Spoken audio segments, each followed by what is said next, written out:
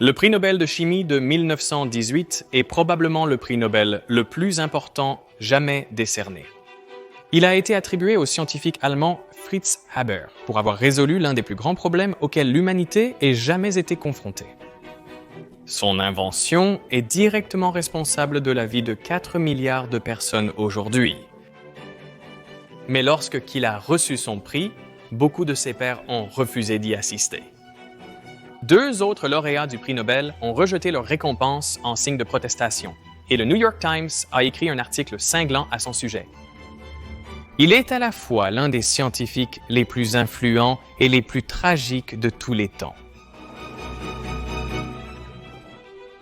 Peut-être plus que toute autre personne, il a façonné le monde dans lequel nous vivons aujourd'hui.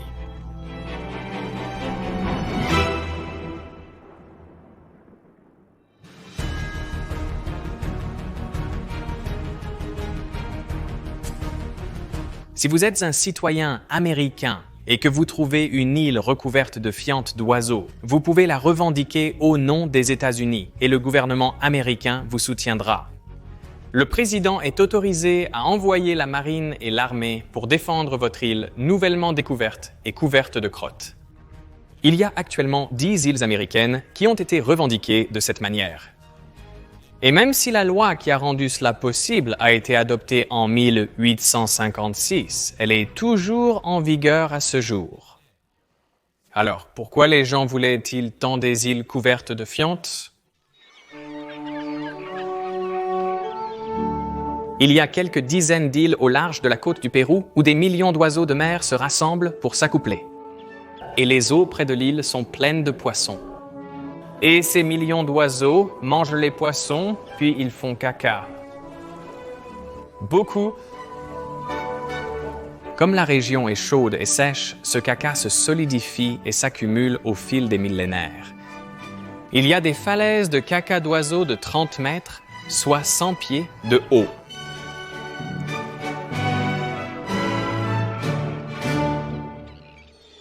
Techniquement, les excréments d'oiseaux sont appelés guano et au milieu des années 1800, l'achat et la vente de guano étaient une industrie florissante.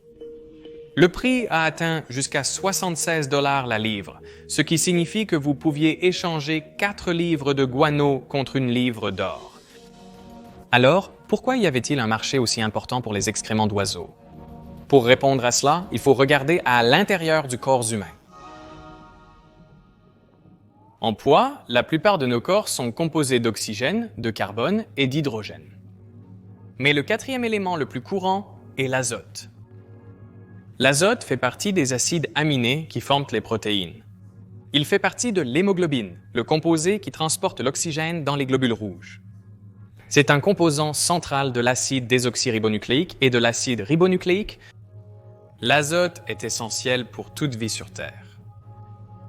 Nous obtenons notre azote en mangeant des légumes ou des animaux qui ont mangé des plantes. Et les plantes obtiennent leur azote du sol. Le problème est que si vous cultivez le même sol année après année, vous récoltez l'azote qu'il contient. Et finalement, il n'y a pas assez d'azote pour que des plantes saines puissent pousser. Le manque de chlorophylle entrave la photosynthèse et la croissance des plantes. Leurs feuilles deviennent jaunes et elles sont plus susceptibles aux parasites et aux maladies. Essentiel pour les agriculteurs, une carence en azote entraîne des rendements plus faibles. La façon de résoudre ce problème est de remettre de l'azote dans le sol. C'est là que le guano d'oiseau intervient. Le guano contient jusqu'à 20% d'azote. Il y a des siècles, les agriculteurs incas ont découvert que l'ajout de guano à leur sol améliorait la croissance des cultures. C'est ce qui leur a permis de cultiver de la nourriture dans des endroits qui étaient auparavant incultivables et d'agrandir leur empire. Les riches dépôts de fientes d'oiseaux en Amérique du Sud n'ont pas échappé au reste du monde. En 1865, l'Espagne est entrée en guerre contre ses anciennes colonies du Pérou, du Chili, de l'Équateur et de la Bolivie pour le contrôle de leurs îles riches en guano. Mais la demande mondiale en azote était telle qu'en 1872, le guano venait à manquer et le Pérou en interdit toute exportation. Le monde devait trouver une autre source d'azote.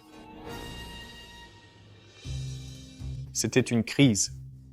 William Crookes, un chimiste britannique, fit une prophétie inquiétante en 1898. Avec la croissance de la population mondiale et la diminution des réserves d'azote, a-t-il dit, nous sommes en danger mortel de ne pas avoir assez à manger. En moins de 30 ans, a-t-il soutenu, des gens du monde entier mourront de faim.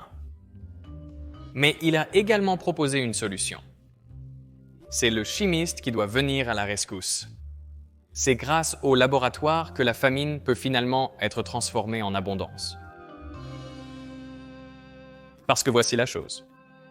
L'azote n'est pas rare, il est courant. 78% de l'air est composé d'azote.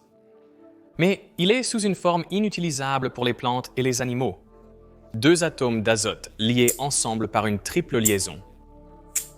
Cette liaison est l'une des plus fortes dans la nature. La façon de mesurer la force d'une liaison chimique est par la quantité d'énergie nécessaire pour la briser. Ainsi, pour séparer 2 atomes de chlore, il faudrait 2,5 électrons-volts. Pour séparer 2 carbones, il faut 3,8 électrons-volts. 2 oxygènes, 5,2 électrons-volts. Mais pour séparer 2 atomes d'azote, il faut 9,8 électrons-volts. Une quantité d'énergie énorme. 2 processus naturels font cela. La foudre libère tellement d'énergie qu'elle sépare N2 en atomes d'azote individuels. Ils réagissent ensuite rapidement pour former des oxydes d'azote. Ces molécules restent dans l'atmosphère jusqu'à ce qu'elles réagissent avec les gouttelettes d'eau dans les nuages et tombent au sol sous forme de pluie. Il existe également quelques types de bactéries vivant dans le sol qui peuvent rompre la liaison N2 en utilisant une énorme quantité d'énergie pour le faire. Ils rendent l'azote disponible pour les plantes. Mais les bactéries ne reconstituent l'azote que lentement et il n'y a pas assez de foudre pour produire des composés d'azote à grande échelle. Alors, les chimistes ont essayé. En 1811, Georg Hildebrandt a mélangé de l'azote et de l'hydrogène dans un flacon scellé, essayant de fabriquer de l'ammoniac, l'une des molécules contenant de l'azote que l'on trouve dans le guano. Lorsque cela n'a pas fonctionné, il a immergé le flacon à 300 mètres sous l'eau pour augmenter la pression. Cela n'a pas fonctionné non plus, mais il était sur la bonne voie. Au cours du siècle suivant, des versions toujours plus sophistiquées de ces expériences ont été menées. Toutes ont échoué. Alors, lorsque Fritz Haber s'est intéressé à ce problème en 1904, il rejoignait une longue lignée de chimistes ayant échoué. Il avait 36 ans et travaillait comme universitaire de bas niveau à l'université de Karlsruhe. Il était aussi un jeune père, avec un fils de 2 ans nommé Hermann et une épouse, Clara, qui fut l'une des premières femmes à obtenir un doctorat en chimie. Poussé par la fierté et la concurrence avec un autre scientifique, Haber a passé 5 ans sur le problème. Son idée était de combiner l'azote et l'hydrogène non seulement à haute pression, mais aussi à haute température et en présence d'un catalyseur, quelque chose qui réduit la quantité d'énergie nécessaire pour séparer l'azote diatomique. Pour ce faire, il a fallu inventer de nouveaux appareils expérimentaux. Haber a travaillé sans relâche sur ce projet, construisant des équipements supportant des températures et pressions toujours plus élevées. Il a aussi eu de la chance. À l'époque, il travaillait à temps partiel comme consultant technique pour un fabricant d'ampoules. Il avait donc accès à beaucoup de matériaux vraiment difficiles à trouver, comme l'élément osmium. L'osmium est rare.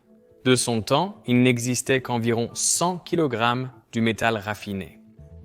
Mais l'entreprise pour laquelle il travaillait expérimentait son utilisation pour les filaments de leurs ampoules. Ils avaient donc la plupart des réserves mondiales. Haber soupçonnait qu'il pourrait faire le catalyseur parfait, alors il a ramené un échantillon dans son laboratoire. Et là, durant la 3e semaine de mars 1909, Haber plaça sa plaque d'osmium dans la chambre de pression, puis il pressurisa et chauffa l'azote et l'hydrogène à 200 atmosphères et 500 degrés Celsius. Dans ces conditions, les triples liaisons se sont rompues et l'azote a réagi avec l'hydrogène. De l'ensemble du mélange gazeux, 6% se sont transformés en ammoniac. Lorsque le gaz a été refroidi, 1 millilitre d'ammoniac s'écoula de l'extrémité d'un tube étroit dans un bécher. Haber, excité, accourut entre les laboratoires, s'exclamant « Venez voir, il y a de l'ammoniac !» BASF, le géant allemand de la chimie, a commercialisé le procédé Haber. En 4 ans, ils avaient ouvert une usine à Oppo, produisant 5 tonnes d'ammoniac par jour. On parlait de faire du pain à partir de l'air. Avec l'engrais issu de ce processus industriel, sur la même parcelle de terre, les agriculteurs ont pu produire 4 fois plus de nourriture. Et en conséquence, la population de la Terre a quadruplé. Il y a de bonnes chances que vous deviez votre vie à l'invention de Haber. La Terre supporte aujourd'hui 4 milliards de personnes de plus qu'elle ne pourrait sans les engrais azotés. En fait, environ 50% des atomes d'azote dans votre corps proviennent du processus Haber. L'invention a fait de Fritz Haber un homme riche. Il a obtenu une promotion, devenant le directeur fondateur de l'Institut Kaiser Wilhelm pour la chimie physique à Berlin. Il s'est également lié d'amitié avec certains des meilleurs scientifiques de son époque, dont Max Planck, Max Born, Albert Einstein. Après s'être séparé de sa première femme en 1914, Einstein a passé la nuit chez Haber.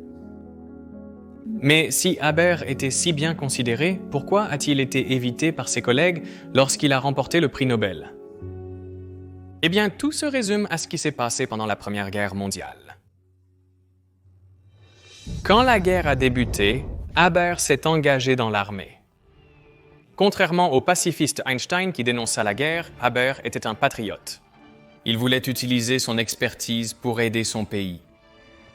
Seulement quelques mois après le début de la guerre, l'armée allemande manquait déjà de poudre à canon et d'explosifs. Le nitrate d'ammonium, en plus d'être un excellent engrais, est également un explosif. Regardez simplement ce qui s'est passé à Beyrouth en août 2020.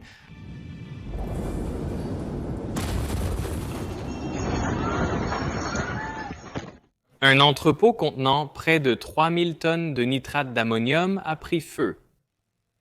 Et dans la chaleur extrême, l'engrais a détonné. L'explosion, qui a pu être entendue à des centaines de kilomètres, a tué au moins 217 personnes et en a blessé des milliers d'autres. Les sismomètres ont enregistré un tremblement de terre artificiel mesurant 3,3 sur l'échelle de Richter. Ceci n'est qu'une des nombreuses explosions liées aux engrais. L'usine Dopau, où le processus de Haber a été mis en pratique pour la première fois, exploserait également en 1921. Et la raison est l'azote.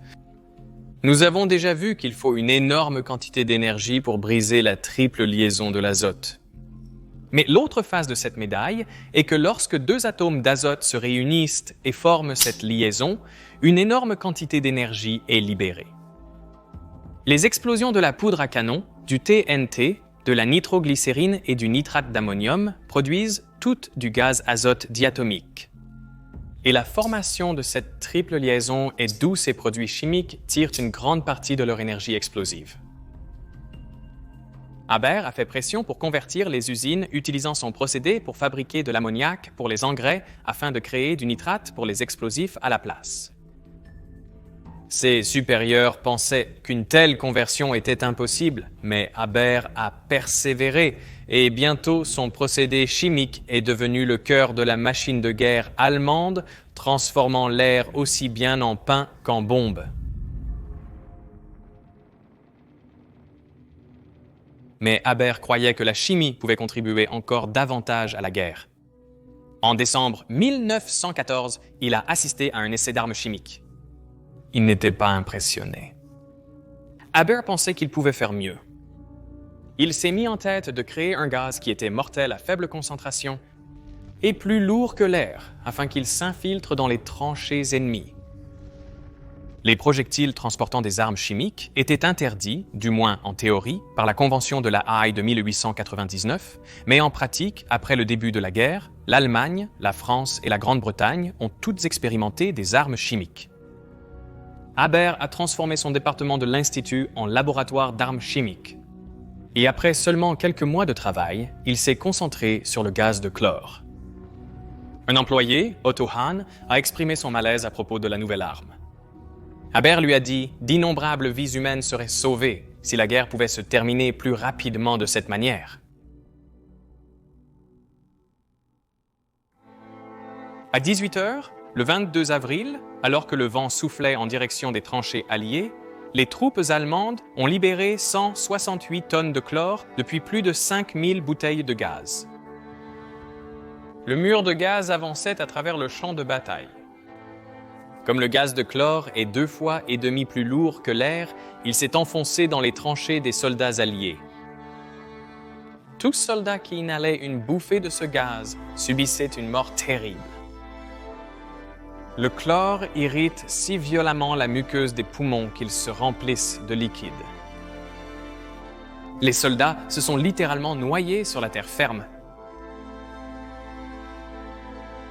Plus de 5000 soldats alliés sont morts de cette manière lors de la première attaque.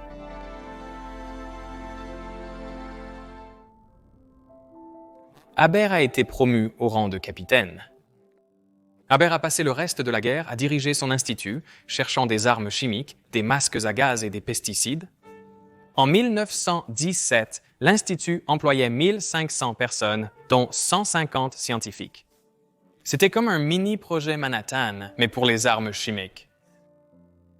Au total, 100 000 soldats ont été tués par des armes chimiques lors de la Première Guerre mondiale. Quand l'Allemagne a capitulé, Haber a été anéanti. L'argent qu'il a gagné avec son brevet d'ammoniac a été perdu à cause de l'hyperinflation. Dans une tentative de rembourser la dette écrasante de l'Allemagne, il essaya d'extraire de l'or de l'eau de mer, mais le projet échoua. En 1933, les nazis au pouvoir ont adopté une loi ordonnant le licenciement de tous les fonctionnaires juifs, scientifiques inclus. Haber était juif, mais il n'a jamais pratiqué la religion. Néanmoins, son service militaire l'a exempté de la loi, mais il a démissionné de son poste de directeur par solidarité avec tous les scientifiques juifs qui travaillaient à l'Institut. L'année suivante, dans une chambre d'hôtel à Bâle, en Suisse, il est mort d'une insuffisance cardiaque.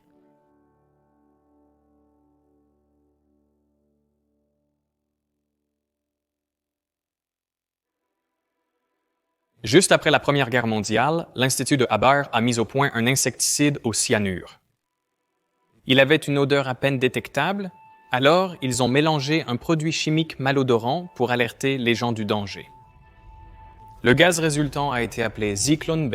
Une décennie après la mort de Haber, les nazis ont demandé aux chimistes de retirer le composant malodorant et cette forme de Zyklon B, le produit chimique développé à l'Institut de Haber, a ensuite été utilisée pour perpétrer l'Holocauste.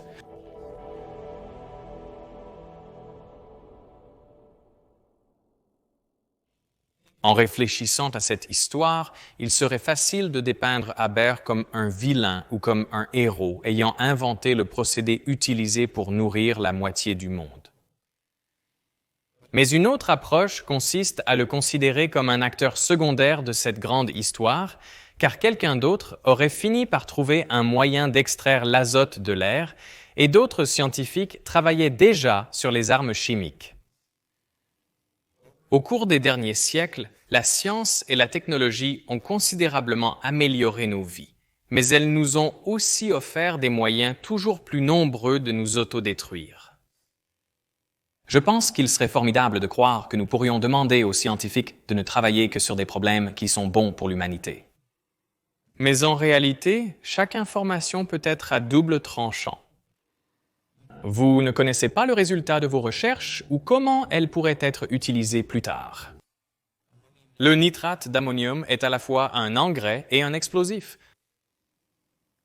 La vraie question est donc, comment continuer à accroître notre savoir et notre maîtrise du monde naturel sans nous autodétruire, ni anéantir tout ce qui vit sur cette planète,